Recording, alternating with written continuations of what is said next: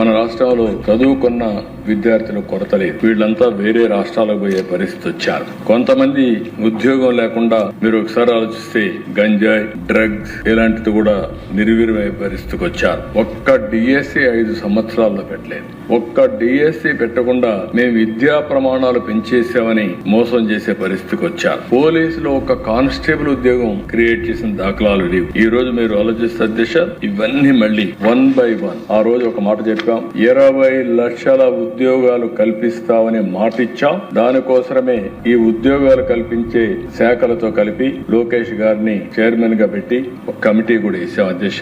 చాలా గర్వపడుతున్నాం. ఈ రోజు ఆ కమిటీ చాలా బాగా పనిచేస్తున్నారు. ఆఫీసర్స్ పూర్తిగా సహకరిస్తున్నారు. ఒకప్పుడు ఈజ్ ఆఫ్ డూయింగ్ బిజినెస్ అంటే దానికి చిరునామాగా ఆంధ్రప్రదేశ్ ఉంది. ఇప్పుడు స్పీడ్ ఆఫ్ డూయింగ్ బిజినెస్ కి చిరునామాగా ఆంధ్రప్రదేశ్ తయారైంది.